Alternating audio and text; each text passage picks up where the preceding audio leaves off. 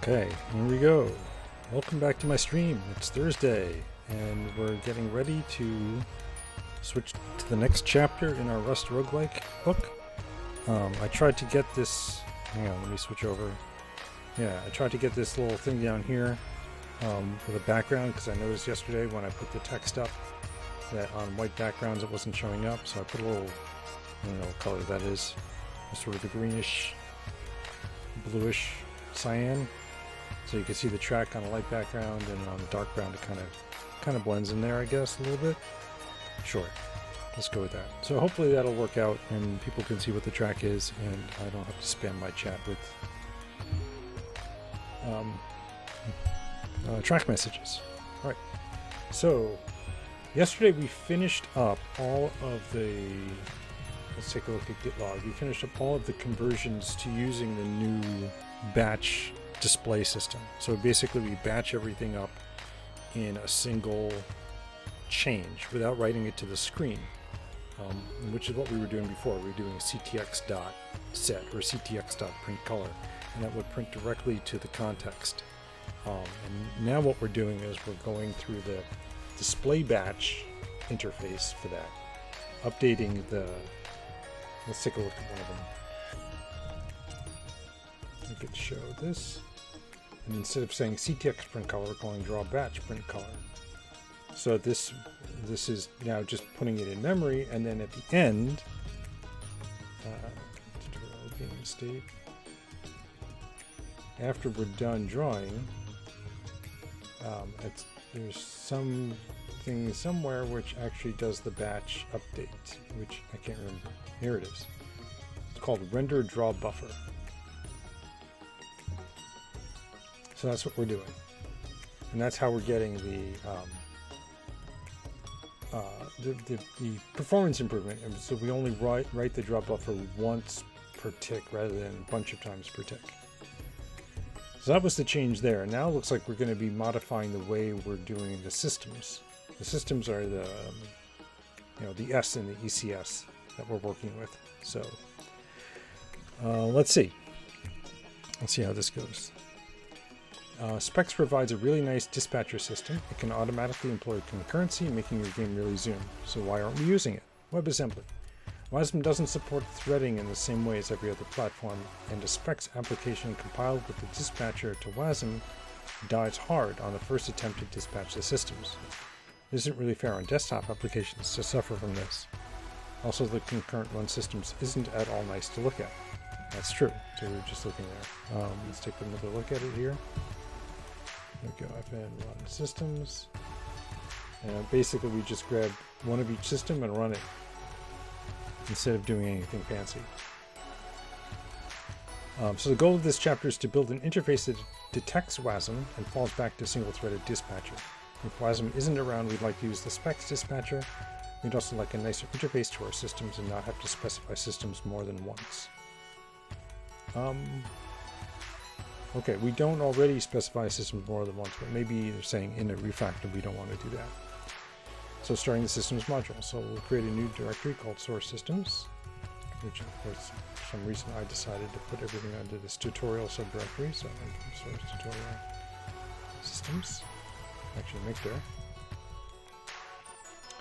This will hold the self-contained system setup, but for now we're going to use it to start building a setup that can handle switching between specs dispatch for native use and a single threaded invoker in WASM. So we're going to create a mod, like you do. And we can leave it empty for now. Oh, okay. That's easy.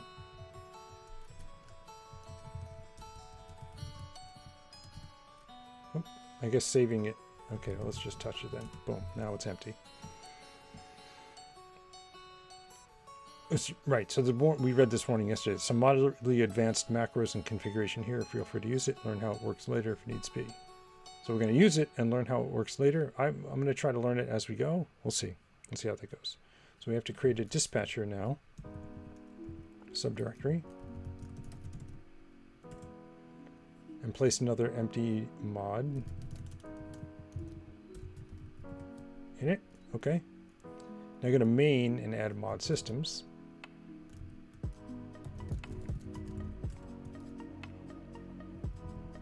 And we don't have any mods here. Do we have to put it in lib instead? Is that because that's what we have?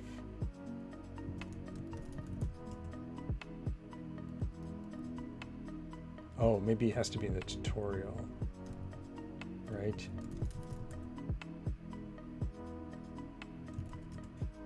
Yeah, this is where we did all this stuff. Okay, so maybe we got to put here pub mod systems, pub use. Oh, just add a mod systems.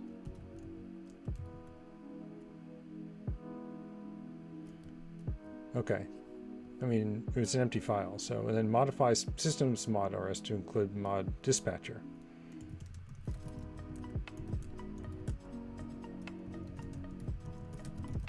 And again, this should just go.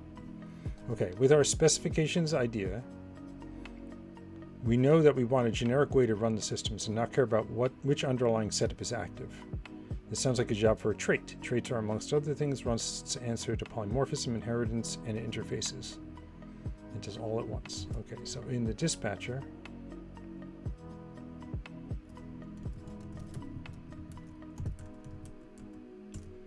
mod, so I'm going to say use specs, prelude world, and use superstar.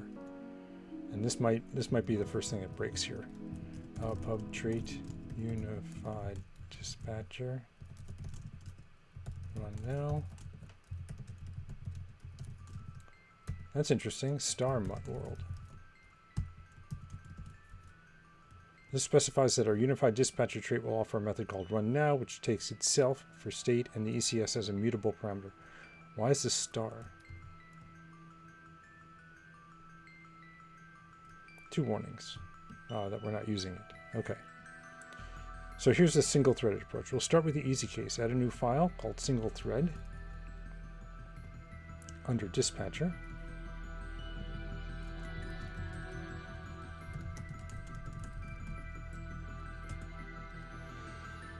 In single thread, we're going to need some library support. So use, oh, so now it says use superstar.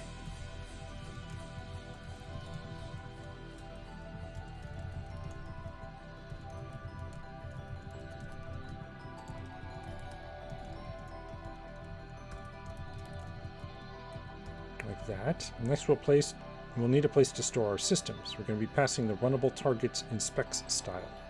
But for single-thread execution, our goal is to run them in the order in which they were passed. Unlike the previous run now, we're going to make the systems ahead of time and just execute them rather than making them fresh each time. Let's start with a structure definition.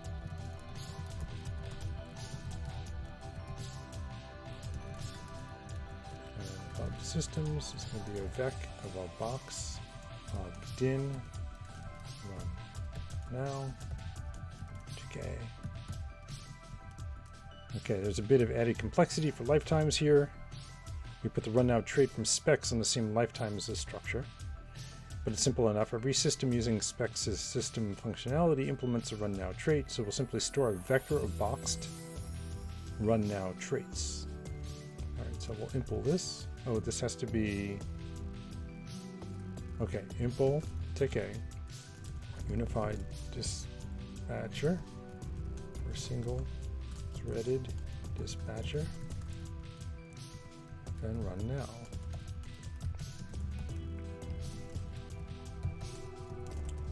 Again, I'm not sure why we're having this dereferenced here. Unsafe now for sys in self systems. Either mutt. Sys run now. ECS. Create effects. Run effects. Q. Wow, that's weird looking code to me. There may be a better way to write this, but I kept running into lifetime problems. The world and the systems both tend to be effectively static. They live for the life of the program. Persuading Russ that this was the case gave me a day-long headache until I finally decided to just use unsafe and trust myself to do the right thing. All right. It builds, but I don't think we import single thread anywhere.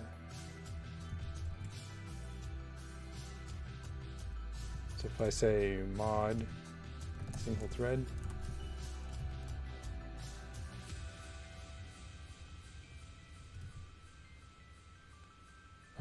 that's not used and that's not used, but at least it's being built. Okay.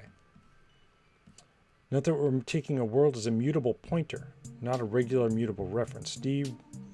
Dereferencing mutable pointers is inherently unsafe. Rust can't be sure that you aren't stomping all over lifetime guarantees. So the unsafe block is there to allow us to do just that. Since we add systems and never remove them, and calling systems without a working world is going to blow up anyway, we can get away with it. If anyone wants to give me a safe implementation, I'll gladly use it. Alright, maybe that's something we can look at. I don't know. I'm sure he knows more about lifetimes than I do, so I don't know how I can help, but I'll take a look.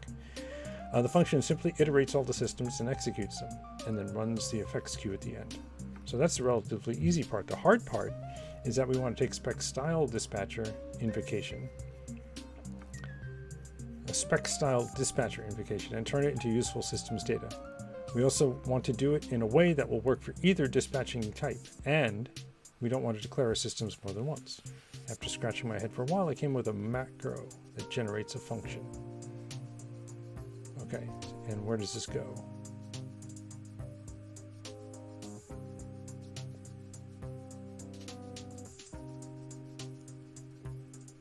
Macros are always hard to teach. If you aren't careful, they start to look like Perl. Yeah, well, okay. But where are we putting this macro?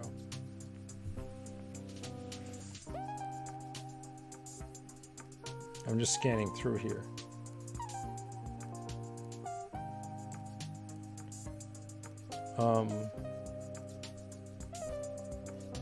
This says macro use mod single thread, pub use single thread. So does that mean the macro goes in the single thread thing? Yeah, maybe. Okay. So let's put it there. I guess we can put it here at the top, macro rules.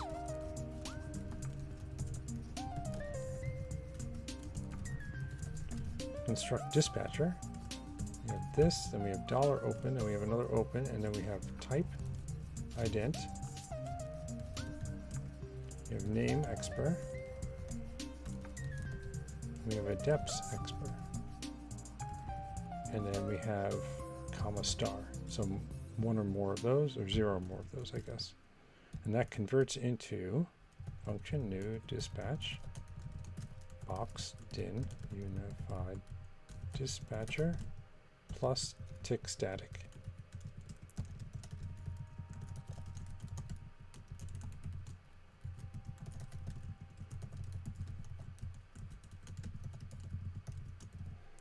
Systems vec new, and then I'm going to say dispatch systems push box new type.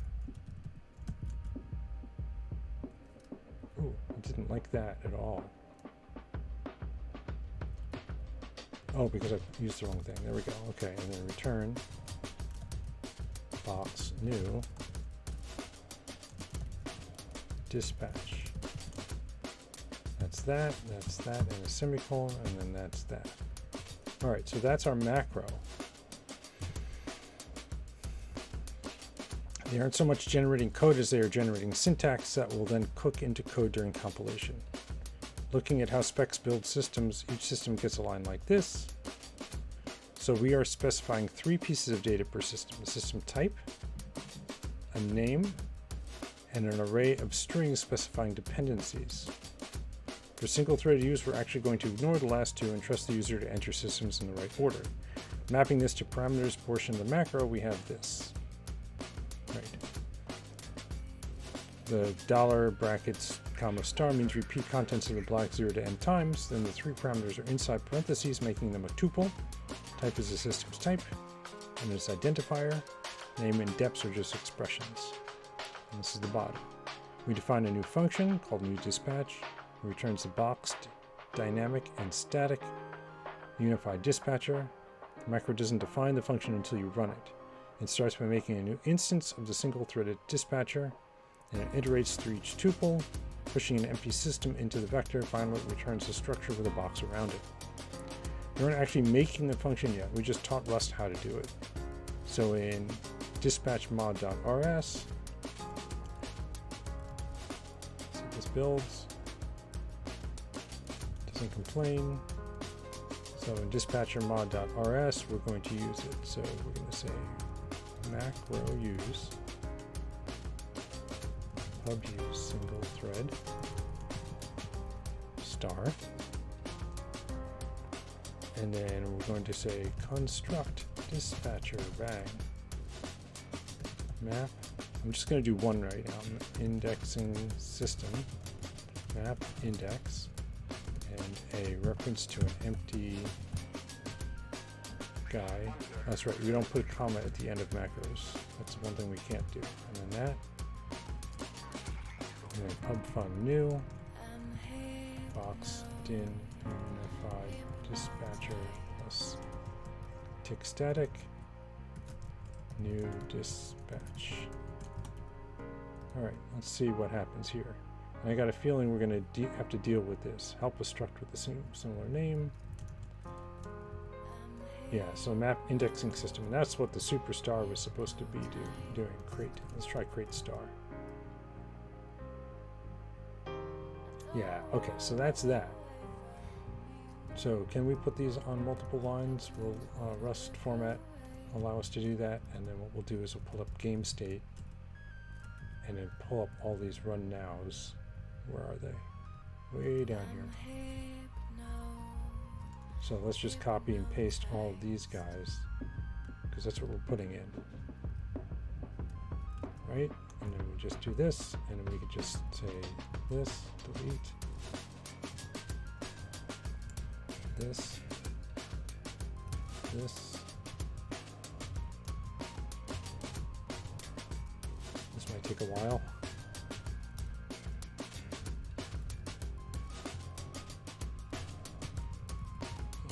This one in, so I can use the dot.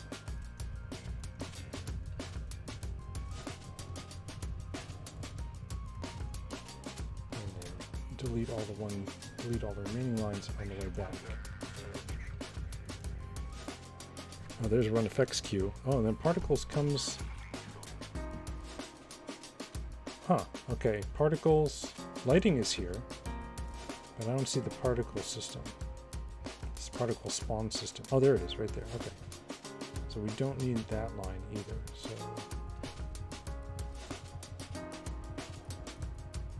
those go away.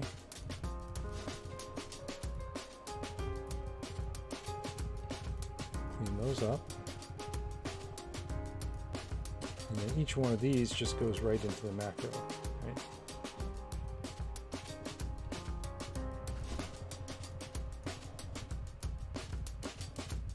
Okay.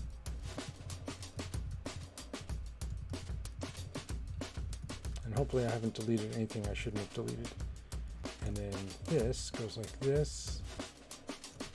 And then we're going to just put here tab, open paren, and then look for space here, and then just comma visibility.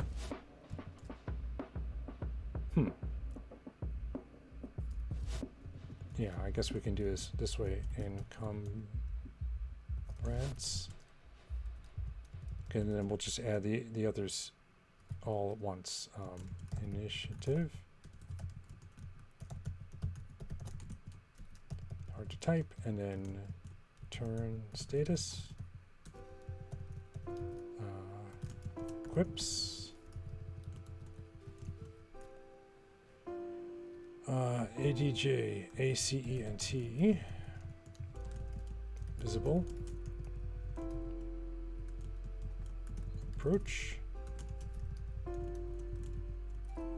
flee, chase, default move, and then movement. I have to give each one of these names because I think the way it works is it's gonna, for the multi-threaded one, we're gonna be able to say what we're dependent on based on the name. So you have just to make sure you don't typo the name. Pickup is the item collection system. Equip is the equip system. Use spells. Drop. Let's put this in the same order here. Item ID. Remove. Hunger. Particle spawn, and then finally the lighting system, and then we'll go up here and just say this, and then we can just do these all at once using the vim dot command. Okay, so does this build? Let's see what blows up. No rules expected this token macro call. Oh, we can't do it. We can't use it this way. Okay. That probably means we have to do some fancy imports. Let's see what blows up now. Oh, no, we don't have to do any fancy imports at all. Okay. So this defines a new function, simply passes the results of calling new dispatch.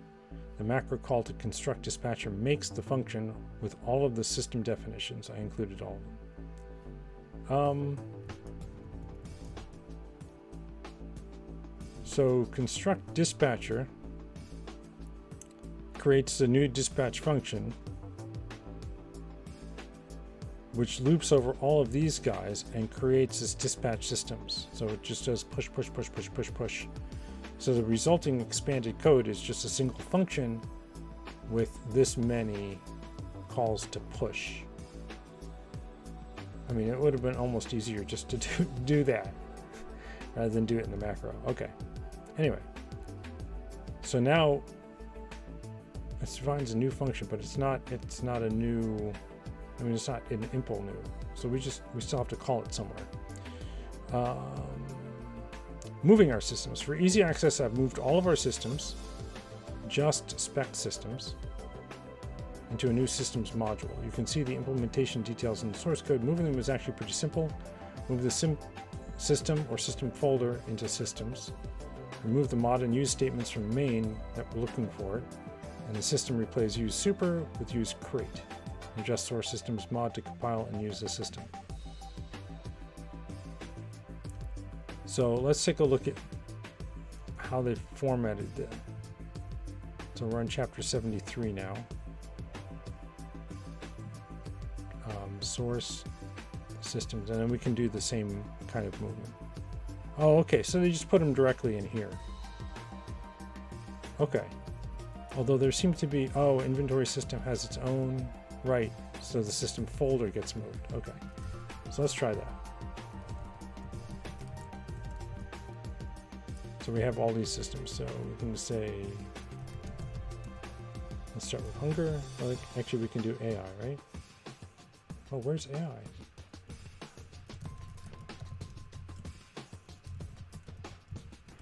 That's over here now. Oh, it's up a level. All right, well, let's see what breaks.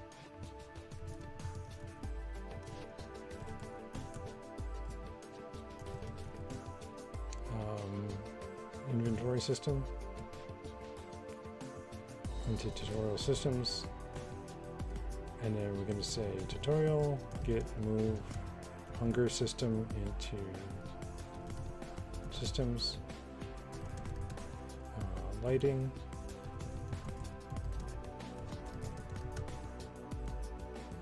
map, and then we'll just fix them one at a time. Melee, not mod, movement.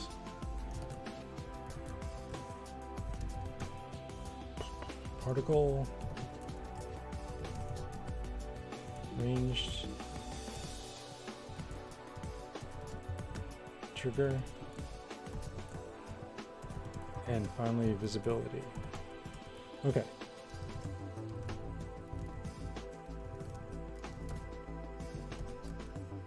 And then for each one of these things, right, we're going to have to modify them to use, instead of super, we're going to have to say use crate, I think. And then in our systems mod, we're going to have to import it. Mod hunger system. Actually, we can do this. ls source tutorial systems.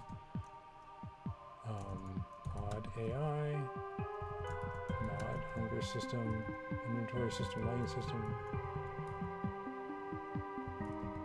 Right, each one of these, and we can get rid of that, and get rid of that, and then change .rs to just semicolon. And then this guy gets a semicolon, and this guy gets a semicolon.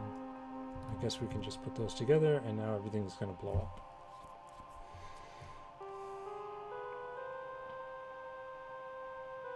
$72 errors. Oh, right. So we don't have the AI thing here anymore. We don't have the inventory system here anymore.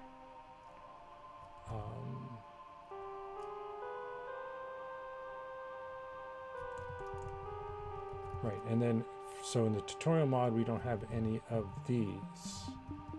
No lighting system, no visibility system, no max damage system. Ooh, save load system is not in here. That didn't get moved. Particle, hunger, trigger, and movement.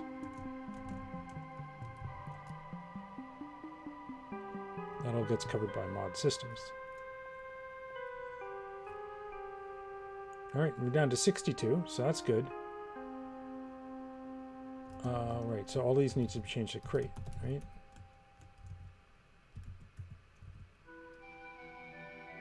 Ooh, okay, so how do we do this? Because this is inventory system, collection system.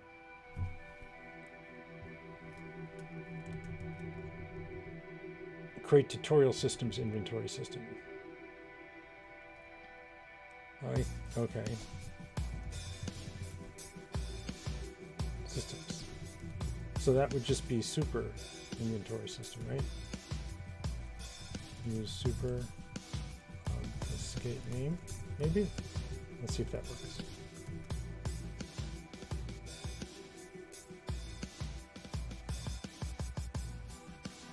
55. So particle system is just super. Damage system is going to be super.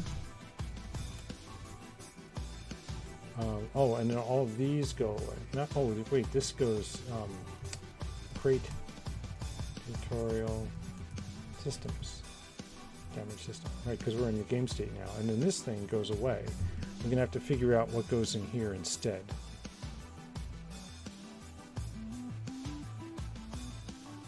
And we're adding this. Okay, I don't want to do this just yet. Oh, here's build. Okay, yeah. Let me just comment these guys out because we're going to change that up. I just want to get this to build. Down to 29. We're getting there. Okay, so could not find particle system in super. Oh, we're in particles. So this would be in crate tutorial systems. Yeah. And this doesn't exist.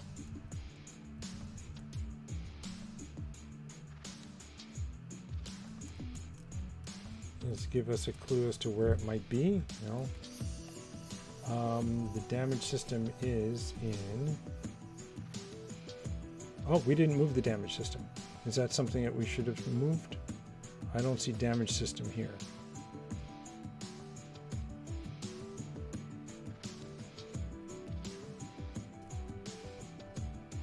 Here? No. Here? No. Not there. So it must be still... Yeah, well, yeah, it's still here. Okay. So we don't have to change this particular thing. This is just crate damage system. Oh, maybe crate tutorial damage system?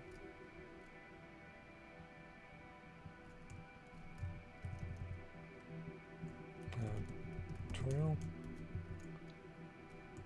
And then update particles needs to be fixed because it comes from crate tutorial systems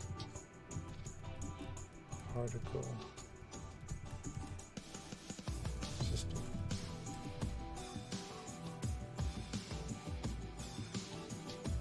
Oh, we still don't have that. Where is it then? Oh, we have to import it in the tutorial. Right, we're not using it here. So source tutorial mod. I took it out of here and I shouldn't have. Pub mod damage system.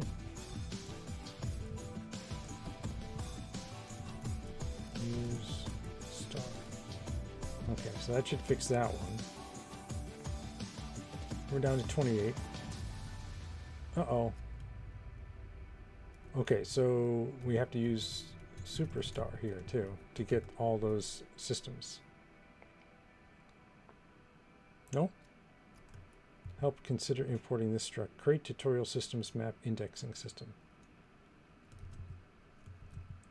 So, Superstar should have had it in there, right? So source tutorial systems mod.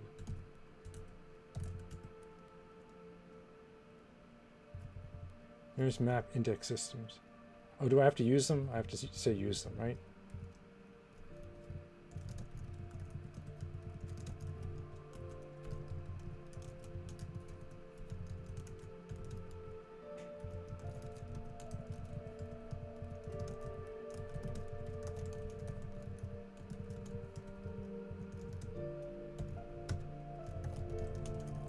Okay, so I'll just add all these.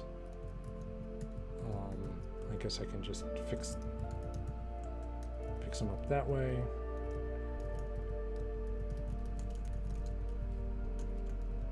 Let's do it this way. Lighting system. Map indexing. Put the Y there. Melee combat.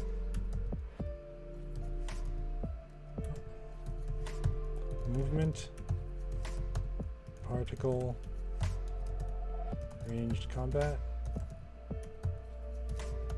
trigger, and that's back. Okay, so that's those. Let's see if that works. Oh, map indexing system.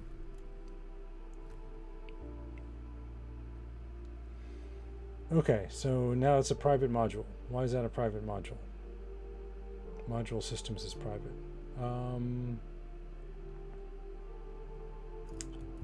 Source tutorial systems mod. No, source tutorial mod. Pub mod.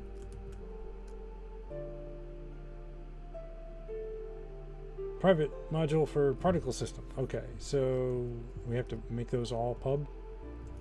Source tutorial systems mod.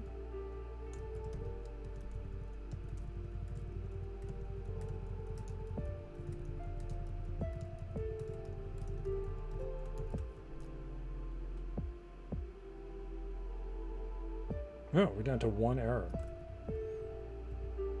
Okay, so create systems.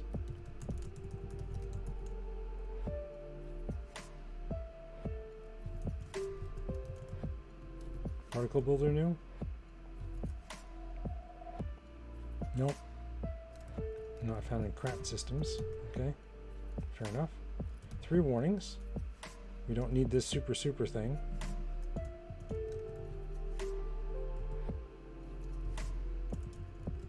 And we don't need the crate in this guy. Okay. Cargo check. And we're clean. It won't work because we haven't linked it in, but we're clean. Okay, so now in our systems mod .rs, I can't do it that way. Source tutorial systems mod. We're going to add pub fun build box din plus static dispatcher new, and see if that compiles. You might have to pull in dispatcher. Nope. Particle system is a bit different than in that it has other functions that are used elsewhere. You'll want to find those and adjust their path. Right, okay. So now I'll open main and add the new dispatcher to the state.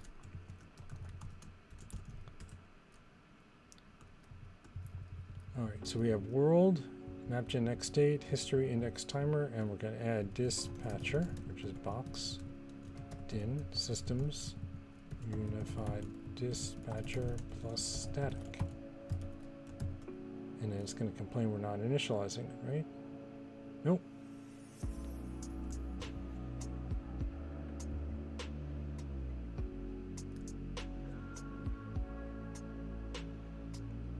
Oh, bit dispatcher. There. Help treat with some. What did I do wrong? Unified dispatcher. Right?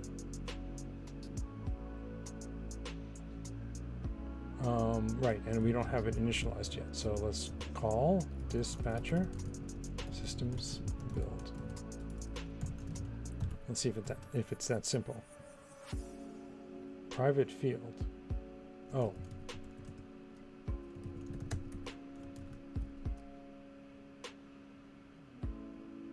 Done. Okay. We can now massively simplify our run systems function. And this is just self dispatcher. Run now.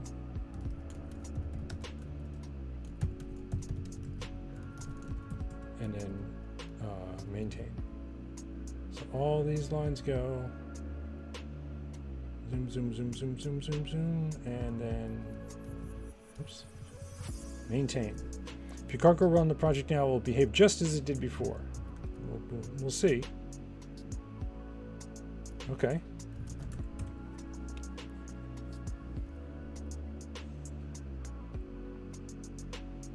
We shall see.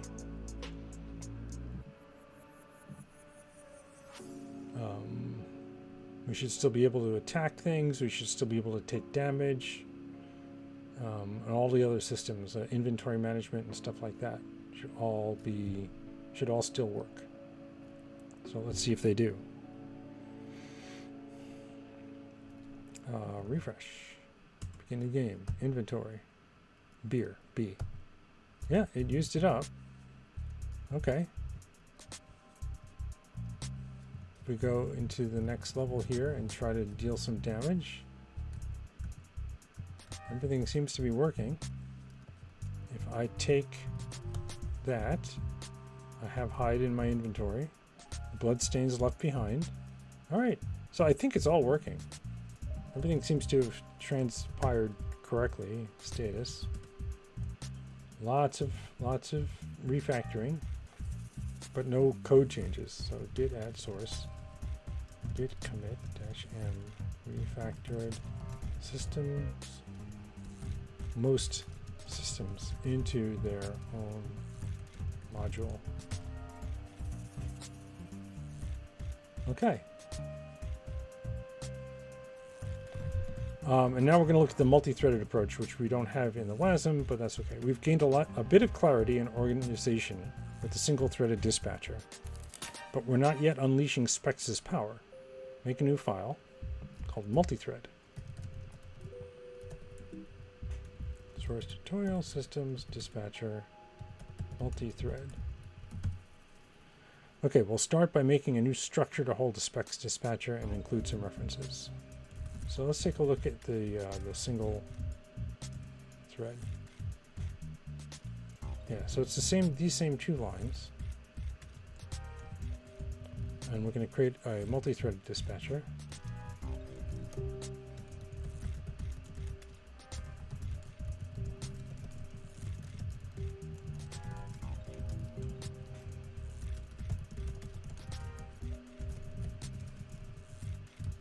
With a double static. Okay. We'll also need to implement run now for the unified trait. Right. Impl decay dispatcher for multi-threaded dispatcher. Run now.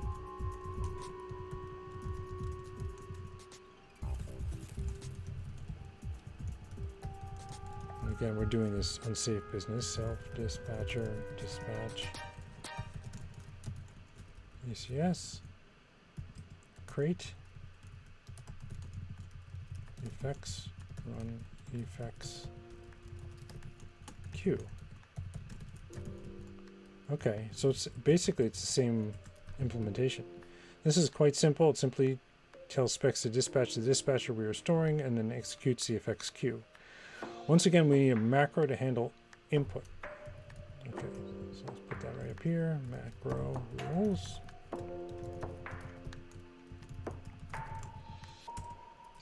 It has the same name as the other one, so is that going to cause us problems?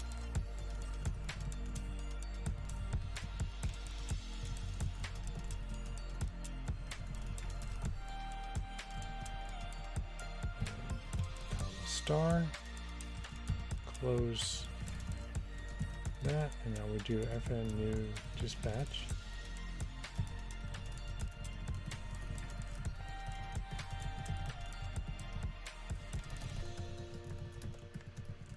Specs dispatcher builder, that's new. Let dispatcher equals builder new. Oh, we don't put that there, and we just say here dot with type name deps star dot build. So I guess we repeat this for every entry in the list, right? And then we say let dispatch equals multi-threaded dispatcher. You don't need to do that. Dispatcher, and that. So I can just go like that, and then return box new dispatch.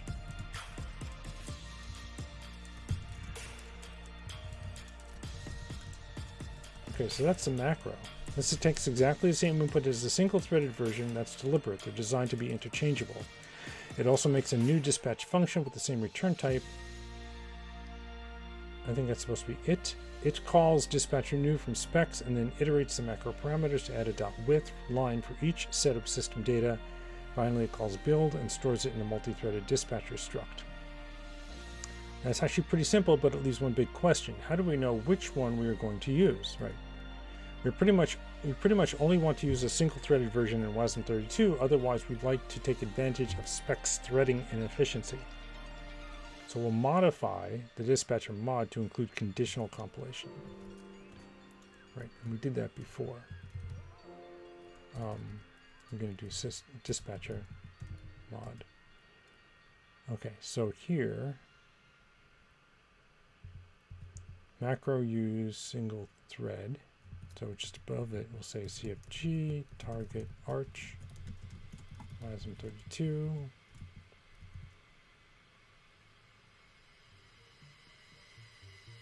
Oh, and then we have to do it also for this line. And then we say CFG, not target, arch, equals WASM32, macro use, mod multi-thread, and then CFG, not target, arch, equals WASM32, and we're going to say pub use multi-thread star, and that way we only get one of the two macros, and this format is good for both of them. We have specs prelude world and super, and the unified dispatcher trait, and then we have this, but we're going to have to modify this now. The single-threaded imports are preceded by a conditional compilation marker. Okay, so let's see. If I do this, I don't know how the check runs. Which way does the check run the arch? It's probably the not, is my guess. Right, this says only compile the accompanying line if the target architecture is WASM32. And it's okay to put it above the macro use. Okay. Repeat these for the mod and use statements in the dispatcher. So if you're running WASM, you'll get macro use mod single thread, use single thread star. If you're running natively, you get macro use mod multi-thread, use multi-thread star. Rust will compile a module that isn't included with a mod statement, so we only ever build one of the dispatcher strategies. Since we are then using it, the macro construct dispatcher is placed into our local system's dispatcher namespace, so our call to the macro runs whichever version we connect it to. This is a compile time dispatch and is a very powerful setup. RLTK uses it internally a lot to customize itself for various hardware backends. So if you cargo run your project now, the game runs using a specs dispatcher. If you fire up a system monitor, you can see that it's using multiple threads. But how does it know?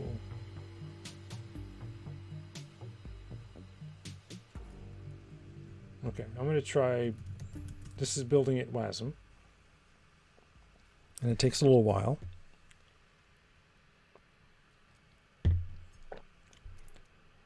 And then what we can do is also try building it native. Make sure that that works. This always takes about 30 seconds. Somewhere around that range. Alright, and then cargo build. Yeah, I can just say cargo build, and that should build it native.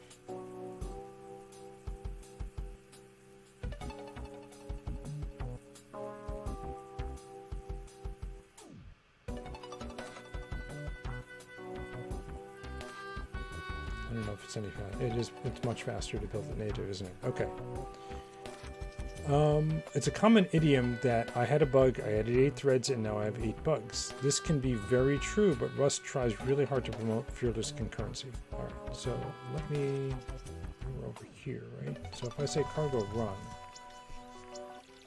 so we should be using the multi-threaded dispatcher at this point.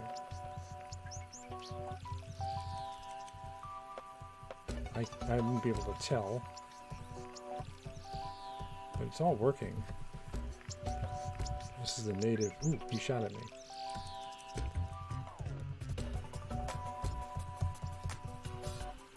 Okay. Wow, he drops everything, doesn't he? Okay. Yeah, I mean, it seems like everything's going okay. I hit escape, and now, of course, it takes forever to save. It's writing out like 3 megabytes of data. Well, that shouldn't take that long, but yeah, 2.5 megas of data. All right. Right. Fearless concurrency. Rust itself protects against data races, not allowing 2 systems to change the same data at the same time, which is a common source of bugs in some other language.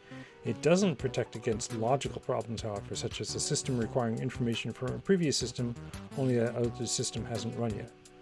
Specs takes the safety another step forward on your behalf. Here's the system data definition. Remember how we were painstakingly specifying whether we want write or read access to resources and components? Specs actually uses this for scheduling. When it builds a dispatcher, it looks for write access and ensures that no 2 systems can have write access to the same data at once. How does it do that? It also ensures that reading data won't happen while it is locked for writing. However, systems can concurrently read data. So in this case, Specs guarantees that anything that needs to read the map will wait until the map indexing system is done writing to it. That's pretty clever. How does it do that? This has the effect of building a dependency chain and ordering systems logically. As a shortened example, map indexing system writes to the map and reads position, blocks, tile, and tile size. Visibility system writes to the map, viewshed, hidden, and random number generator. It reads position, name, and blocks visibility. Encumbrance system writes to equipment change pools, attributes, and reads from item in backpack, equipped entity, attribute, bonus, status, effect, and slow. Wow. Blah, blah, blah, blah, blah. We could keep enumerating through all of them, but that's a good illustration. From this, we can determine map indexing system locks the map, so it can't run concurrently with visibility system. Since map indexing system is defined first, it will run first. Visibility system locks the map, viewshed, hidden, and RNG, so it has to wait for visibility system. What? I think they meant map indexing system. Encumbrance system locks the RNG, so it has to wait until visibility system is done. Initiative system also locks the RNG, so it has to wait until encumbrance is done. And turn status system locks my turn, and so does initiative system, so it will have to wait until that system is done. In other words, we aren't really multi-threading all that much yet. We are benefiting from efficiency gains by using Specs Dispatcher, so we've gained some benefit. It certainly feels faster in debug mode on my local computer. I can't really tell in terms of speed whether this feels faster or slower. It's always run fast enough that I can't tell that it's working really hard behind the scenes. So quantifying feels faster. Let's add a frame rate indicator to the screen so we'll know if what we're doing is helping. We'll make it optional as a compile time flag, much as a map debug displays. Next to the map flag in main RS, add const show FPS bool true. Okay. I think I put this in lib. Here we go. Bub const show FPS bool true. At the very end of tick, where you submit the render batch, add the following line.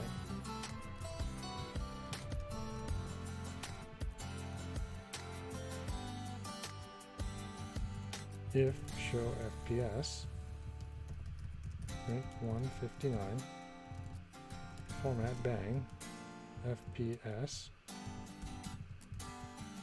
CTX FPS. Nice that it calculates it for you. Okay, so if I build this, if I cargo run now, you'll have an FPS counter at the bottom of the screen. On my system, it pretty much always reads 60. If you'd like to see how fast it can go, we need to turn off vsync. This is an easy change in the main function. Now it shows my frame rate in the 200 region. All right, well, let's see what WASM shows.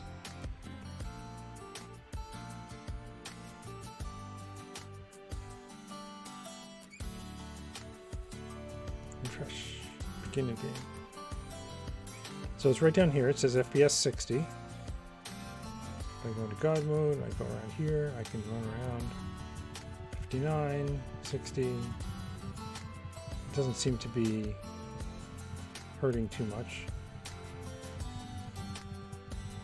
If I turn off VSync though, it's going to change the way we blink the cursor. Ooh, what's that? Unidentified cudgel, and unidentified gauntlets. Steel gloves +1, nice. And then cudgel is venomous cudgel +1. Ooh, okay.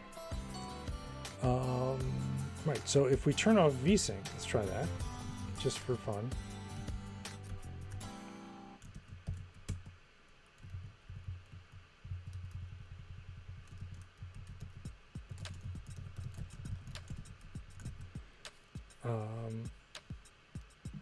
He was getting up to 200. I'm running Pretzel, I'm running OBS, I'm running Loopback, I'm running the browser, I'm running a bunch of stuff. So I'm guessing my FPS is going to be much lower. That's weird. Why did it only take 7 seconds? I guess. No, this still says FPS 60. I guess in WASM that's what it is. Let's try running it here with the VSync off.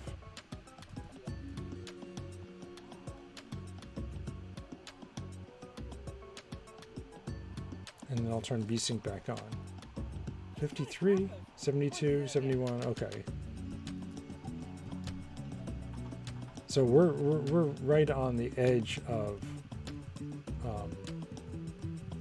what we can handle with OBS running and Pretzel running and all that kind of stuff.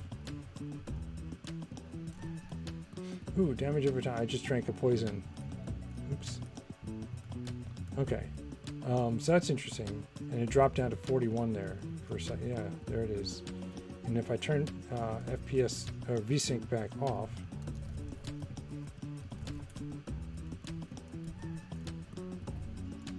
and run this,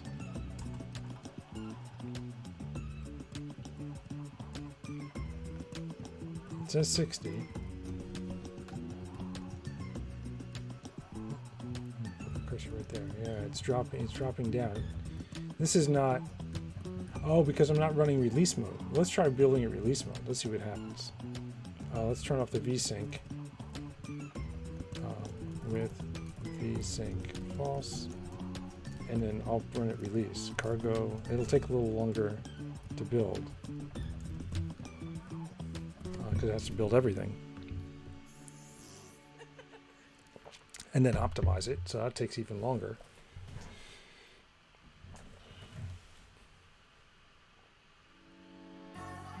But maybe we'll get, so in debug mode we were kind of almost getting 60 FPS, although it would go under 60 on occasion. Oh right, I wanted to take a look at how the cursor behaved.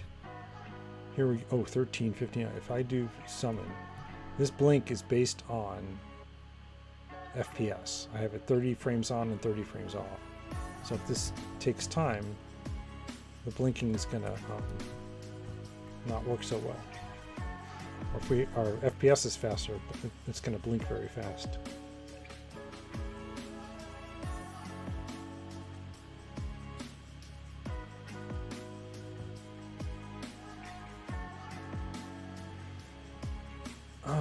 Come on.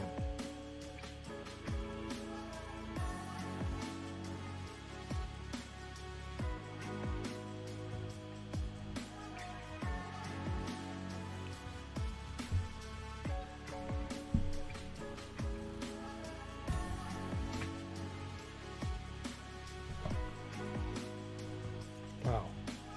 I guess this last optimization step takes a while.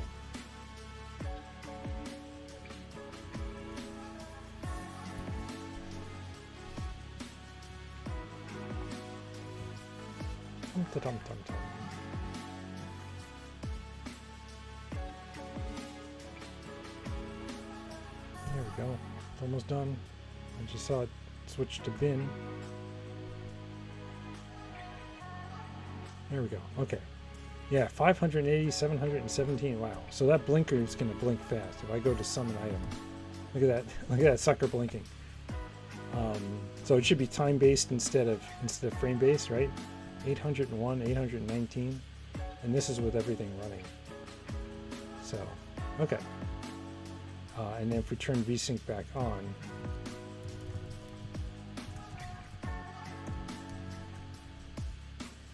this should build quickly, or relatively quickly, compared to the 2 minutes it took last time.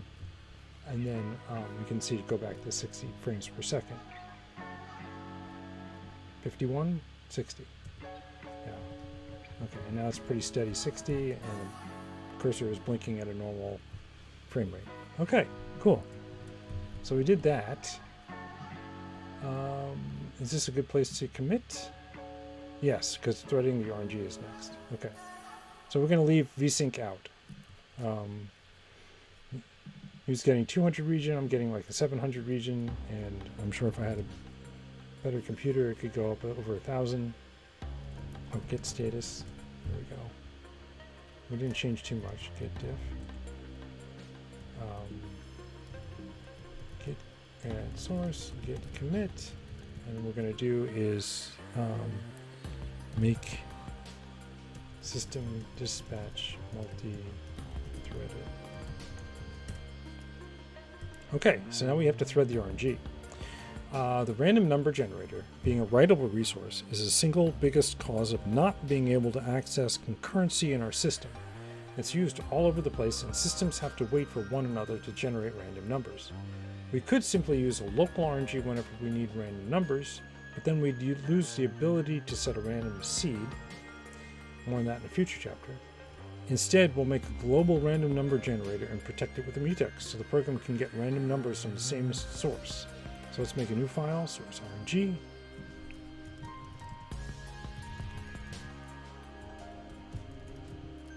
I'll put it in tutorial.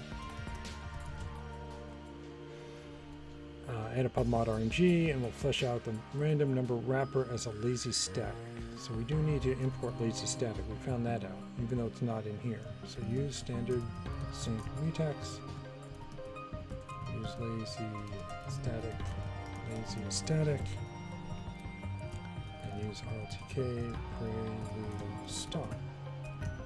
Okay, and our lazy static, just like all of our other lazy statics, static ref. Give it a name and wrap this in a mutex. Random number generator equals mutex new random number generator new. Now the only thing about this thing being a random seed business is that now the mutex decides what thread gets the next random number, and that makes the seed still not as seedy, I guess is the right how do you want to say it, because now if you have thread A grabbing the mutex and thread B grabbing the mutex to grab a new random number, whoever wins that race. Right, okay, let's look at it this way. We have three threads. We have thread A holds the mutex for a random number. Thread B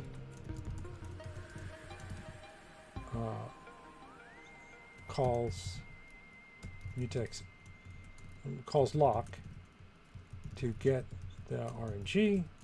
Thread C calls lock to get the RNG, right? So this is a situation we're currently in. Let's say let's freeze time for a second. Thread A is currently holds the lock to get a random number. Threads B and C are running at the same time on different cores, I guess. Sure. Thread B tries to grab the lock, and thread C tries to grab the lock. Now thread B could be like the movement system, and thread C is the inventory. It doesn't matter which ones they are. It's just that they're both attempting to grab the lock, right? Thread A, now time passes. That's what dash dash means. Thread A releases the lock. And if I could type, I'd be dangerous. Okay. Who wins? Between A, B, and C. Whoever the mutex, whatever the mutex code decides, and I don't know, it depends on the implementation details of the mutex. Either B wins first, or C can win the lock. Depends on the implementation details of the mutex. Right? So now if we're trying to make a randomly seeded thing and have it be consistent, we would have to make sure that B versus C, one of them always wins. Right? B will always win over C if we want to make the random seed to be seed-like. Because if B wins one time, then we'll get one style of game, right? Because it'll get the random number that C would have gotten. Or C wins, which would have gets the random number that B would have gotten on a different one. So this is kind of a neat idea to improve the concurrency, but I think it breaks the idea behind random seedness. So that's my take on that. I'm gonna leave those comments in there. And let's do this. Pub fun reseed seed U64. And let's see if those concerns are addressed. RNG lock unwrap is random number generator seeded seed. Pub fun roll dice. Die type I32, I32, RG lock, unwrap, roll dice, and die type, and pub fun range.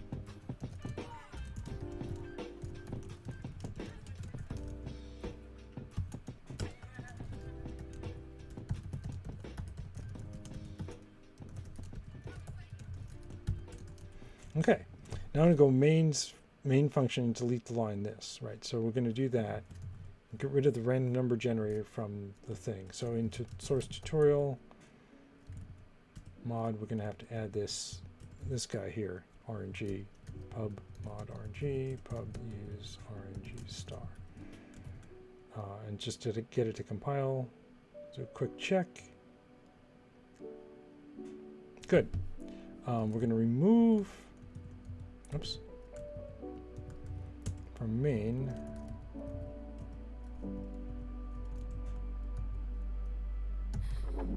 we're not going to have that anymore. Okay, and that's going to break everything that you use. The game will now crash whenever it tries to access the random number generator source, so we need to search the whole program, finding times we've used the RNG, and replace them all with RNG, create RNG roll dice, or create RNG range. Otherwise, the syntax remains the same.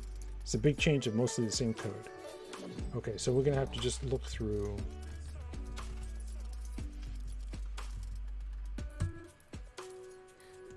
every place we use random number generator, just like that. And we'll edit all of those and replace all of those. So first things first, delete that line. We don't fetch this, and then we change these calls here. Create tutorial.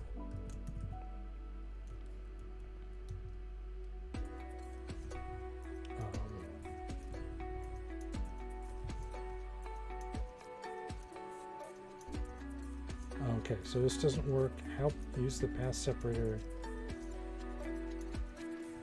Oh, do I need to put a colon at the end here? Okay.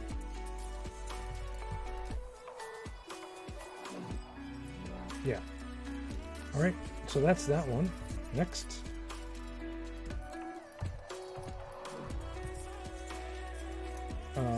So we don't want to pass it in anymore. Get item drop. Oh boy.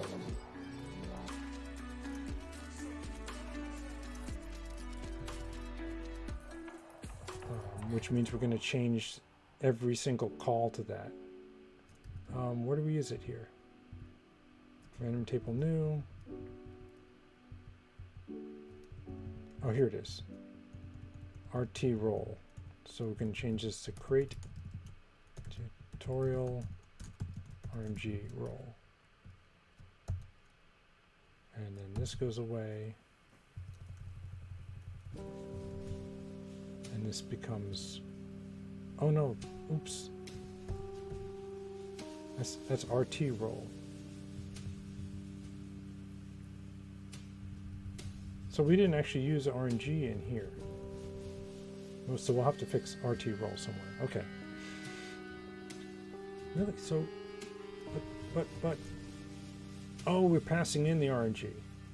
I get it. Okay, so we're gonna have to fix it so we don't pass in the RNG. So let's pull that out.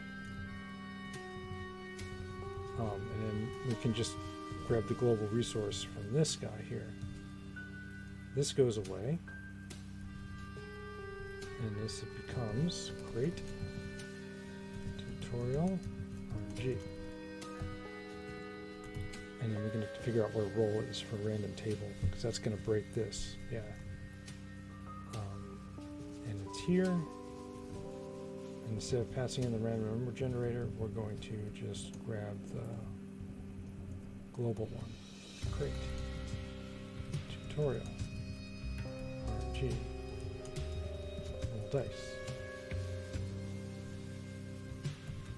Okay.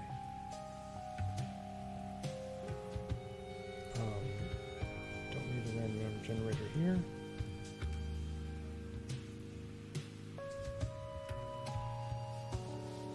Right. And these don't need to pass in a random number generator. This roll does not need a random number generator. We're going to flip back and forth every single time. Okay. So does that check?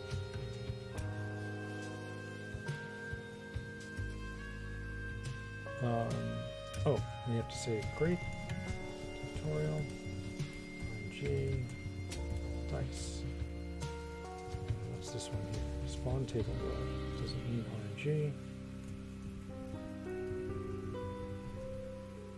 Like that.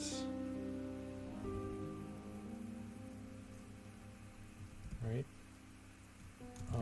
But I did see one here. Here it is. Create tutorial RNG. And we do the same thing here. Is that that? Okay, let's see if this checks. Spawner spawn region.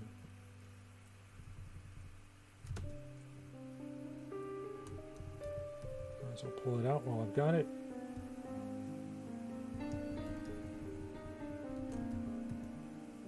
Like that.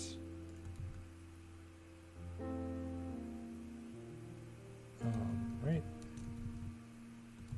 Oh, each one of these build maps is going to have to change.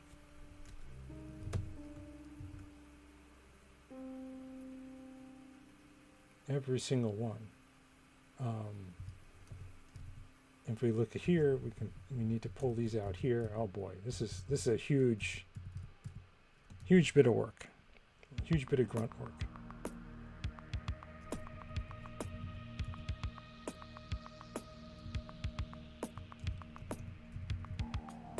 And I guess like that.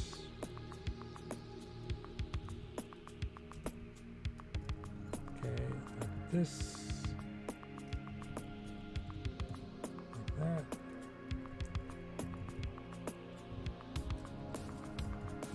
Quick fix list is helping a lot.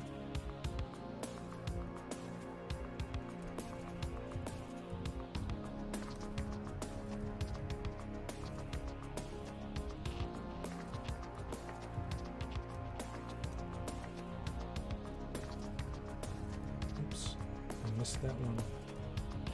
That's not good. Oh, and I gotta pull them out of here too. I keep forgetting these. These all have to change. Oh, that one doesn't.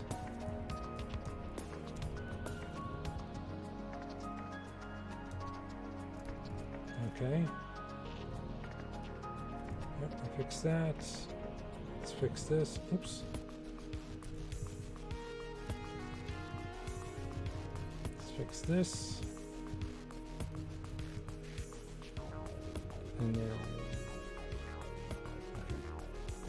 let's keep going.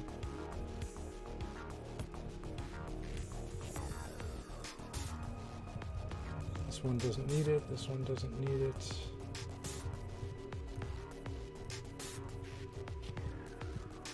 That one doesn't need it. Okay, do we see RNG anywhere? Nope. Apply sectional now. Oh boy. So somewhere here is RNG. There it is. Don't want to pass that in there. That one's not used, so that makes it easy. Let's see, where is this one used? Is this just passed into something? Nope. We have to change this. Create, tutorial, RNG.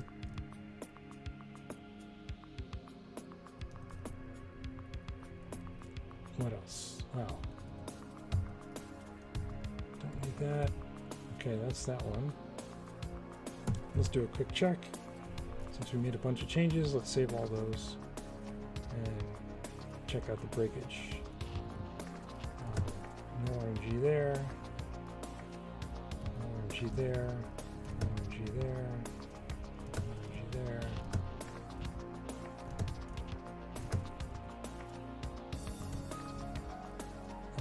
Okay, so all of these need to change. Create, tutorial, RNG.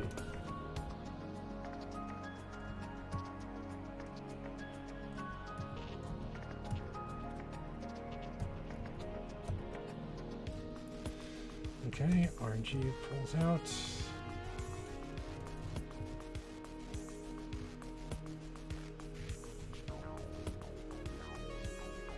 Somewhere here we have an RNG.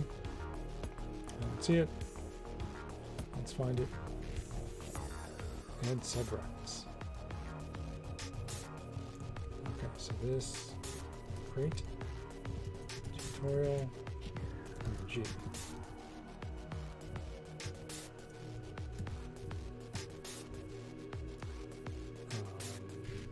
That.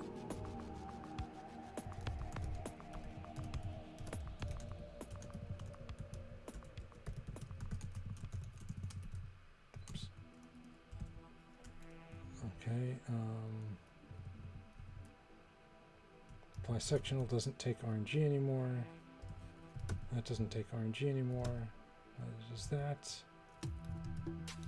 Create, tutorial, RNG.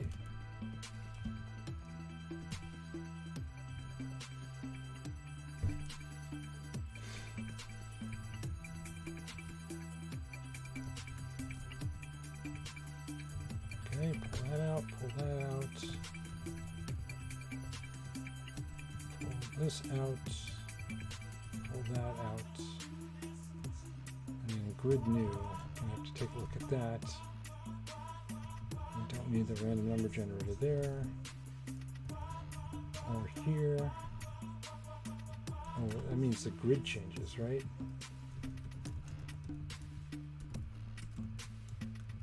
Does not take a random number generator. Alright, let's save all those. See what blows up. Oh, we're down to 3 errors. That's not bad. Get random rect.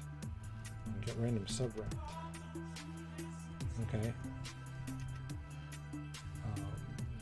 This is going to be create tutorial RNG. That's going to be the same thing here and here. Here, here, okay? Still 1 error. Didn't I clean up grid? Expected name lifetime parameter. We no longer need the lifetime because we don't need the random number generator. So that makes it easy.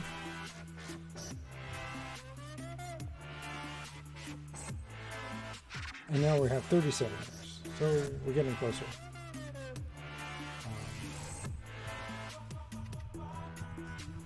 Change that, fix this guy here, and this guy here.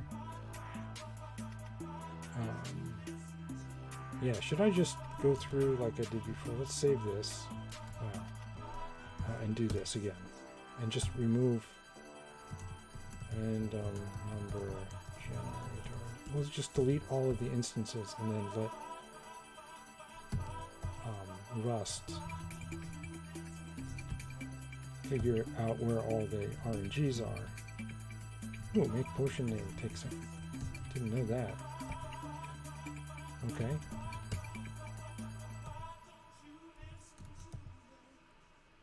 We don't need that.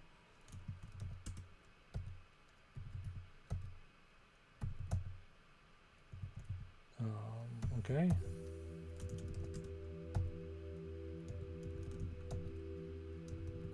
Let's delete these guys, and this guy, and this guy.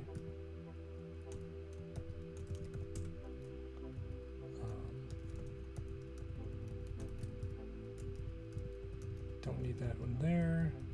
And where's build here? Right there. Okay.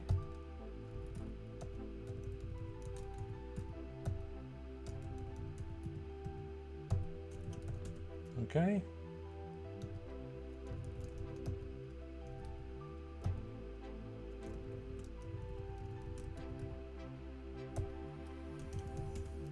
Forest, and this is Voronoi.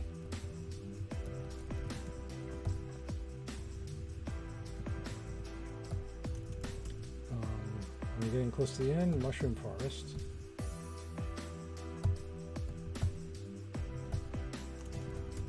Okay, and then get random wrecked. Random subwrecked. Right, we already cleaned those guys up.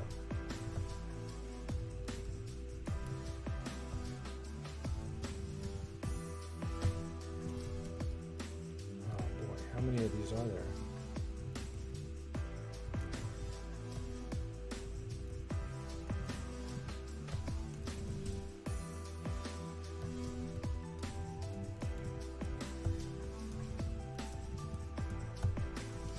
Okay.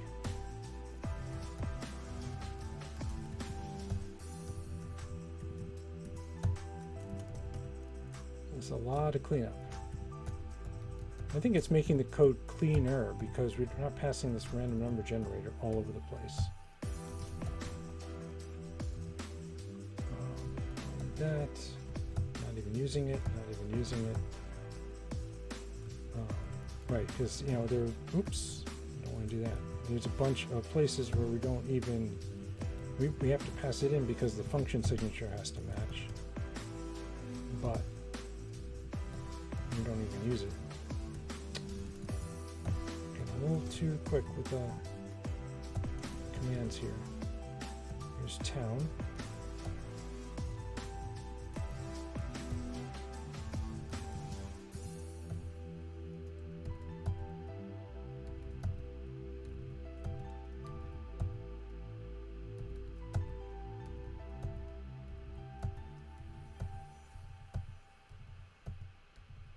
I guess the way the builders work, you're still going to get the same. You're still going to get the same town based on the seed, but because of the way the random number generators, the way the code systems work, we grab random numbers all the time. So each of the levels are going to not follow. So make scroll name, we don't need that there. So each one of these is also going to have the same issue. right? So wherever we use RNG, we're going to need to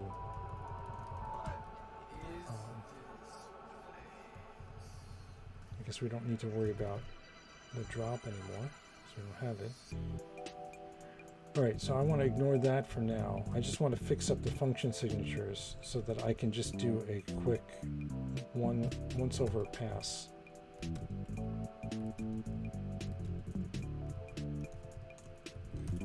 To convert the calls. The roll like this call here. I should just be able to hit dot and get that to change. Hopefully I won't miss any. Those are all good. What is this place? Oops. This should be comma like that.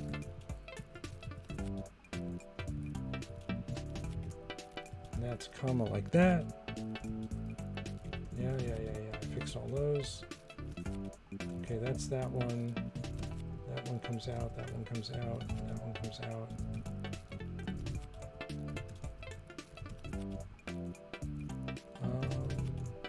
That one we skip. We skip. What is this place? Lots of places. Okay, build map doesn't need it. That doesn't need it.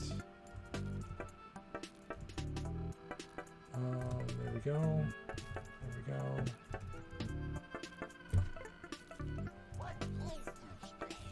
How many of these are there? Wow.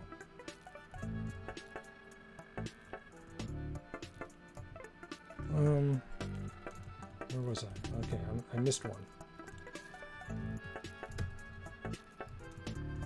What is this place? Ignore.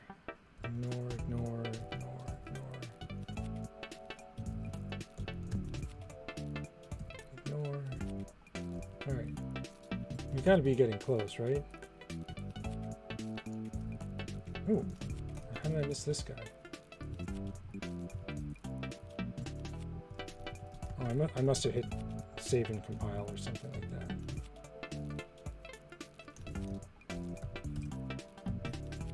Yeah, okay. That's what I did.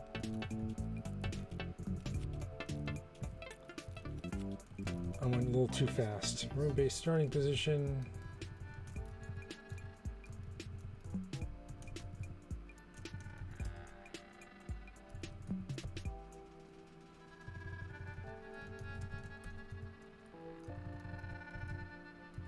Oops, don't want to do that. I want to do that. Right, and then this guy can come out. Random builder.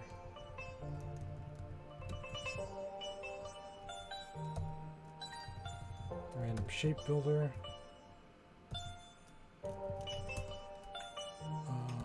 This here.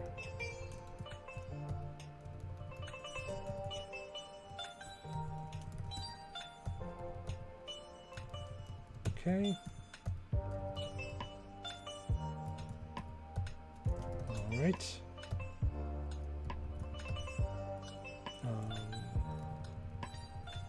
Guess we can just do that for the subrects. That goes like that. That goes like that. It's not even used. Good. Makes it easier. Wow. There's so many places. There's drunkard. Here's area ending point, which I don't think we use the random number generator. Nope. Area. Oh, this is dwarf fort.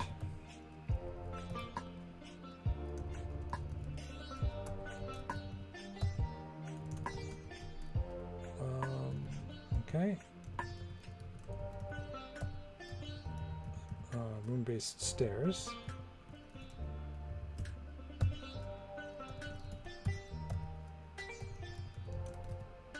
So when we're done, the only place that random number generator should be accessed is in that one module.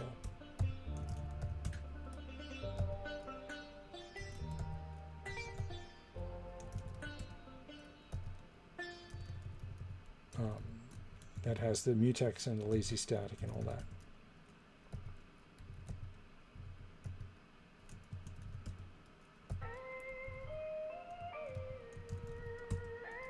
Yeah, and this is gonna blow up all of these systems because we have to also remove it from here. Okay.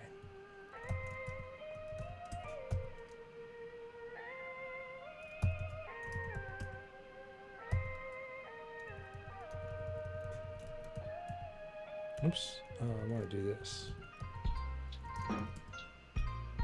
And then here's the RNG itself. We can skip that file. Random table. It's going to have to do it on its own. Equipping. Oh, boy.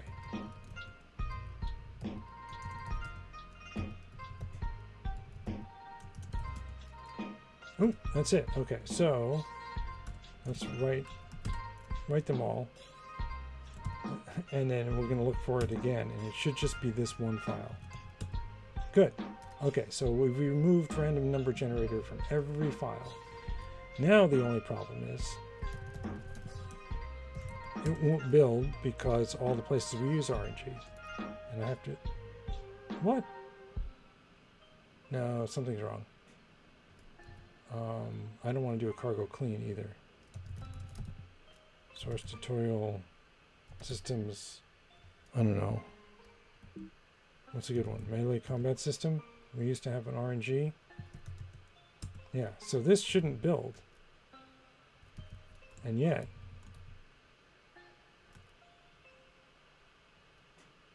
There we go. Okay. Expected one of something. Oh, I messed this up here. Okay. That's an easy fix. Still up 139. Okay, so here's all the RNGs. We're going to say, do this. Create. Tutorial. RNG : Right, so each one of these gets the same. Oh, and of course I typoed it. Of course I typoed it. Create tutorial RNG. There.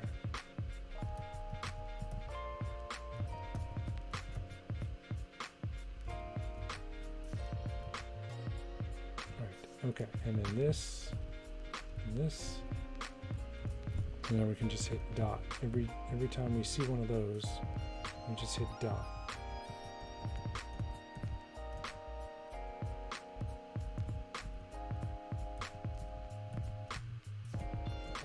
Fix every single one of these.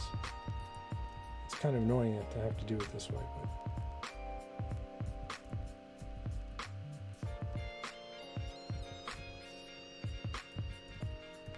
oh, see, okay, now we have issues here, and that means I've lost my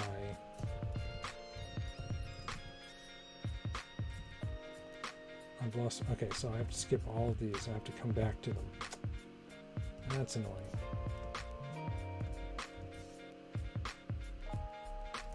Let's change it. Create tutorial RNG.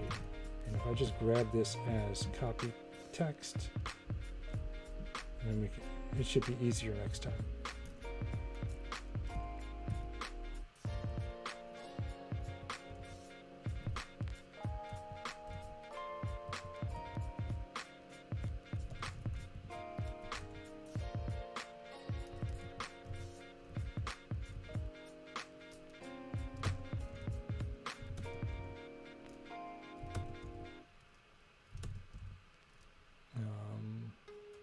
Okay.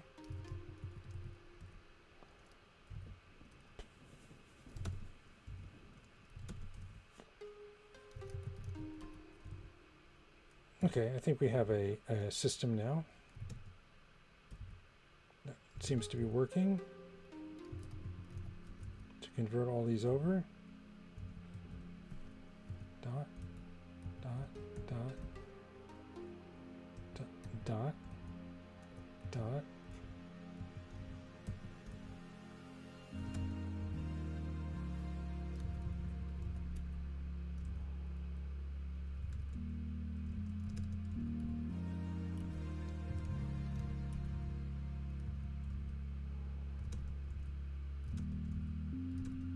each one of these, yeah.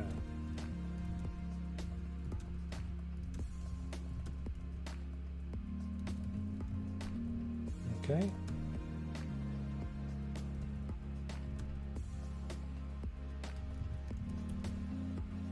And I just hope that I didn't typo all of those, right?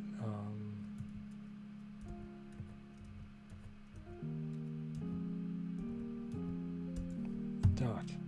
Boy. Random start position. Interesting.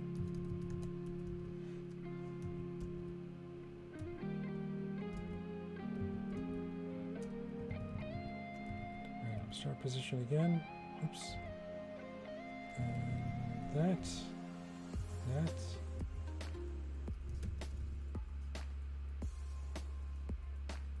Okay, and I fixed all those already.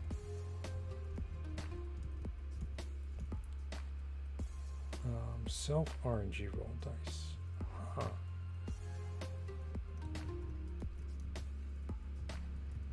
Oops. CF2 dot. What? CF. C2F dot. There we go.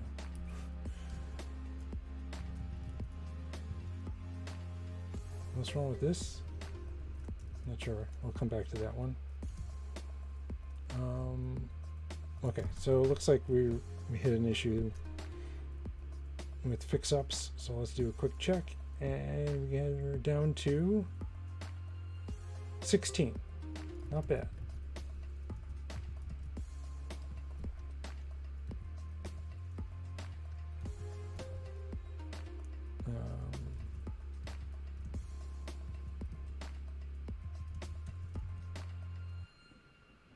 Right, and now we don't have RNG in here, so we have to pull these out.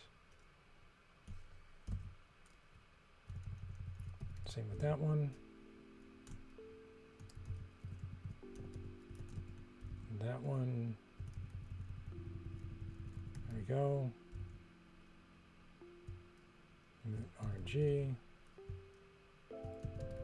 Makes it easy when it's the only mutable one. Just look for the green. Okay. Save all those. Cargo check. Still 16. Okay. Just a few more of these guys.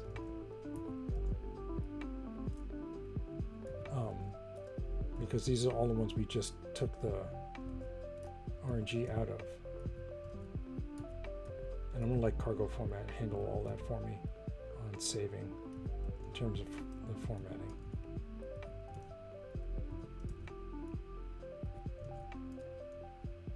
Oh, we gotta be past 16 by now.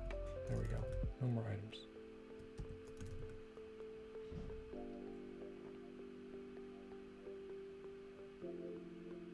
Two.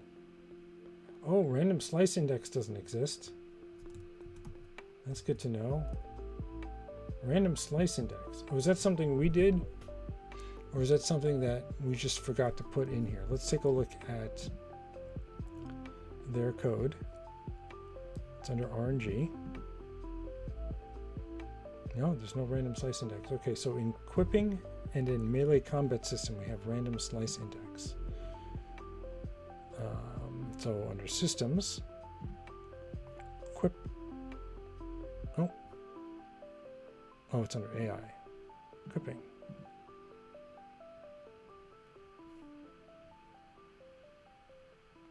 Oh, right. This is something that we added to the, because we looked it up in the bracket lib and we found the random slice index. So let's expose that as a feature. Right. So let's go to RNG.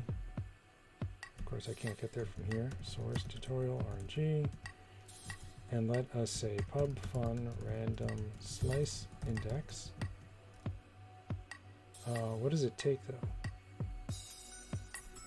If I say, yeah, let's do nothing for now, and then say RNG lock unwrap random slice index. Right? That's all we're doing. It's just going to call this. So it takes a slice of t's. and doesn't care what t is. So let's just use that same exact function. Signature. Right? Boom.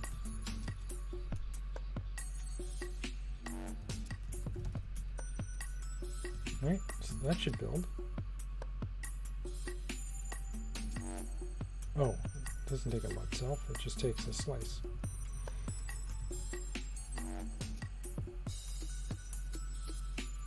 Yeah, okay. Whew, that was a lot of changes. Look at all that. Git add source. Git commit. Make the RNG a global mutex locked resource outside of specs. And the reason for doing this is so that specs can have multiple threads running at the same time, all hammering at the random number generator, which should speed things up, but it reduces it hurts on the seedosity of things. And I don't think we use reseed anywhere, do we? No. Maybe that's something we'll have to play around with later. The way to get the levels to work is you want to start with the same seed, but if we're hitting with the random number generator a bunch of times, we're going to look at different levels, even though, and we're going to make different maps even though we have the same starting seed. So it'd be nice to have like a separate track of random number generators for the levels. But okay, that's something different. With that dependency resolved, we're now able to operate with a bit more concurrency. Your FPS should have improved, and if you watch a process monitor, we are a bit more threaded. I don't know what sort of process monitor we can have, but okay, let's try building this in release mode. And see, because we were getting in the 500 to 700 range. I don't know if it'll go over 1,000. That would be nice. Let's see how long it takes to build.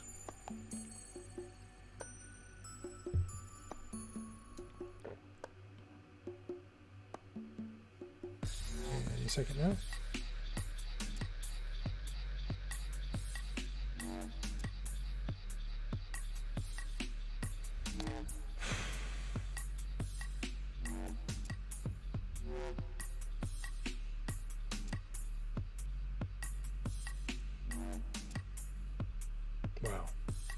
I guess rebuilding all those modules really takes a lot of time. It would be nice to see the individual modules as they get built, because that's where all the time is being taken, getting all these things built.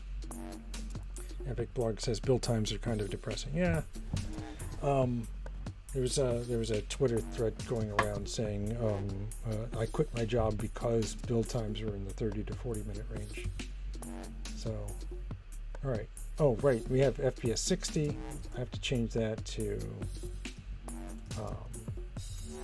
with vsync false. All right. So this will only take a few seconds to rebuild because it's just rebuilding that one module. I said it only should take a few. Thank you. 567, 70. It's about the same. I don't know, we did all that work in 800 now. Maybe we got an extra 100 or so FPS out of it. Of course, it means that blinker is blinking fast. Okay, so I'm going to take that back out. And then we'll take a look here. So hopefully we're all clean, git status, and this will wrap up. So we're done with this. He's getting 1300 FPS in release mode on his system. Yeah, and I'll try it. I'll try it with without OBS and all that kind of stuff running and see what I get. It would be nice to clean up the random seed issue, and then there's unsafe code in here now, so that's fun. It'd be nice to try to figure out what sort of lifetime issues the Rust is seeing. I mean, I can change it real quick just to see what the compilation error is. Systems, and this is single. Oh, dispatcher, single. Right, if I take out the unsafe, right, what's the error that we're going to see? No error. Cargo check worked. Cargo build. Well, we can try this. Oh, yeah, because I wasn't building it with WASM, so dereference of a raw pointer. So I'm not sure why he's passing raw pointers around.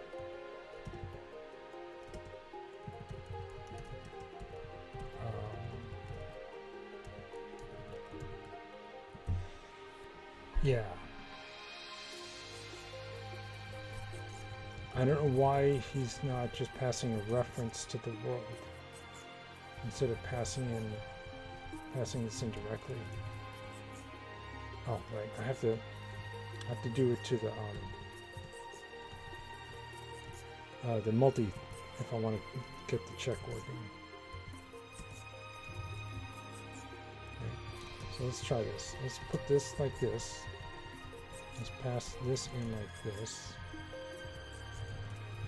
And see what breaks.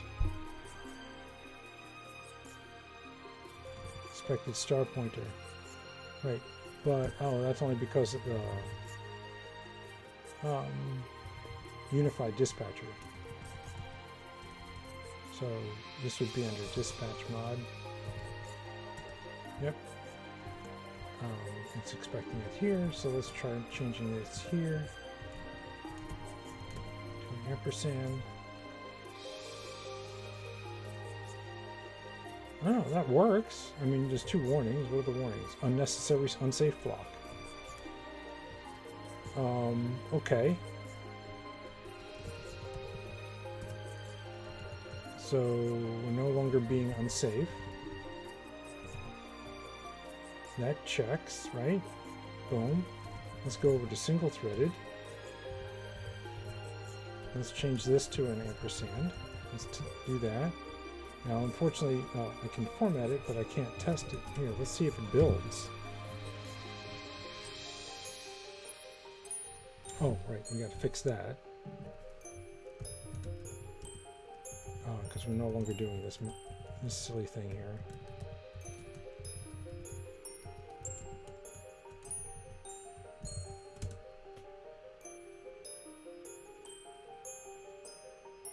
Okay, so this is the issue he was seeing, and this was for the single-threaded version of it. Lifetime of reference outlives lifetime of borrowed content.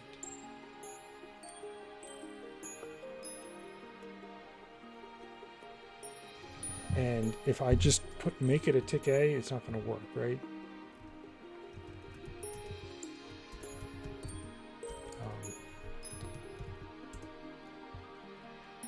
If I make it a tick A, oh, you can't put lifetimes on traits, right?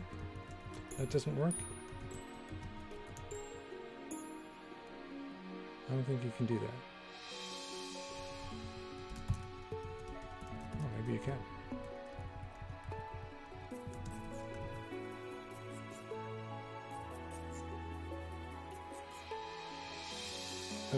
Expected named life. Oh, then we have to bubble it up to here, right?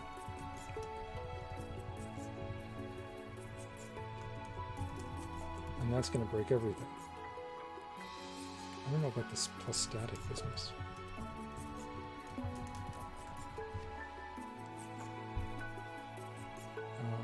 Import tick A, state tick A. I mean, if we can get away without the unsafes. Oh.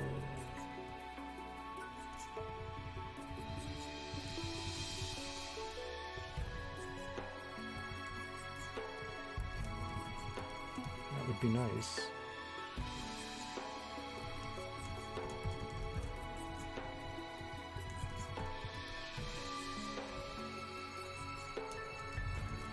Tick A there, and then tick A there.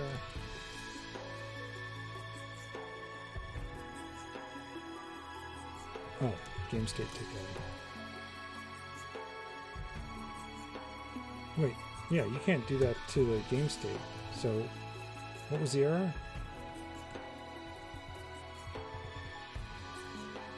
Lifetime parameter must outlive the static lifetime.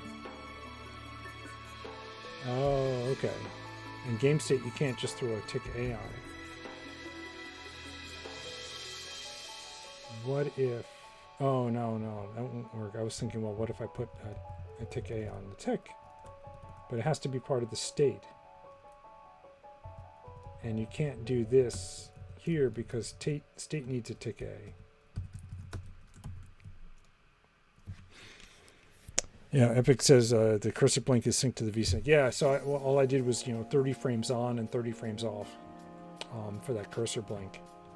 So I would have to make it time based instead. I would have to look at half a second passing.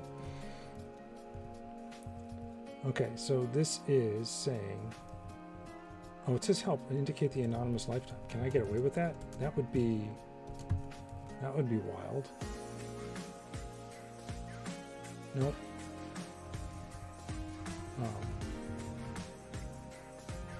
Instantiate with lifetime underscore as defined here, but the lifetime parameter must outlive static lifetime. Yeah, so it's the same error.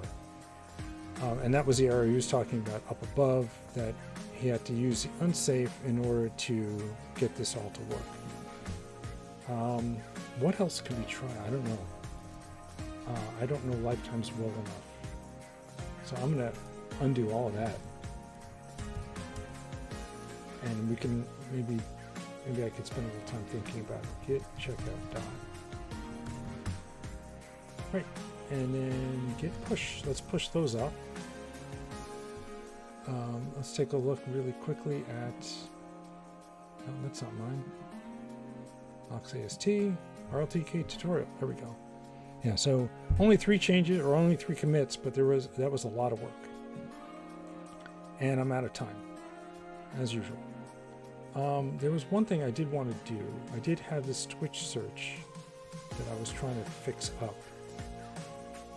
yesterday, and I didn't quite get there. So let me grab this. Git clone. I forget what I have. I think it's just GitHub clone. Yeah. If I say cargo run -w rust, oh, we have to build it.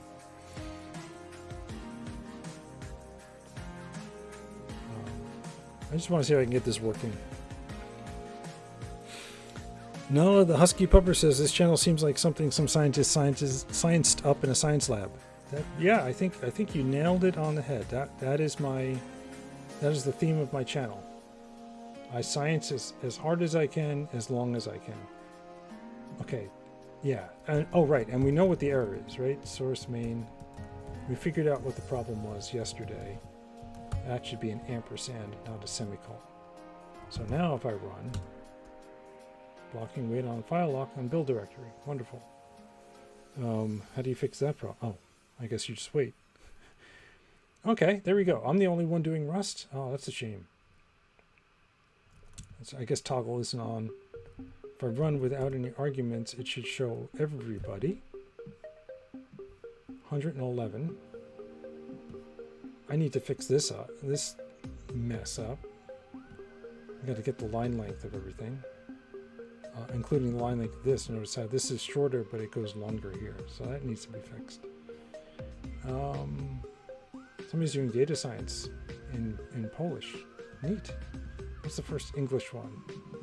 Indie horror dev, multiplayer horror game, crunch time. All right. Well, there's a bunch of people doing development, but nobody doing Rust, just me. And unfortunately I have to wrap up. It is if I go too long I turn into a pumpkin. That's an interesting spelling for algorithm. Algorithm, music and Android Docker containers. That's kind of a neat. Okay, anyway, enough of that. So we have this fixed. Git add source, git commit, and fix status 400 error from search, and git push. Boom. So we have this fixed now. Yay. And I'll be able to use it. And I will see you tomorrow. Tomorrow we're going to be doing what? Let's take a quick look at what we're going to be doing tomorrow. Right here. It is One Night in the City. Okay, so we're going to get back to actual game development. So we've been doing game infrastructure, so we could play the game with reasonable performance and reasonable factorization. And tomorrow, we're going to get into looking at Chapter 74, One Night in the City. Dark Elven City. Okay, looking forward to it. Oh, Brookzerker just went online. Perfect. Let's go raid Brookzerker.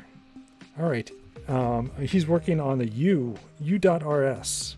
He's creating a tutorial for that, which is fascinating to me. It's not something I'm ever going to use, but I just love watching that sort of development side of things. So let us go raid Brook. Thank you, Epic, for letting me know. And I will see you guys tomorrow with One Night in the City. All right, take care.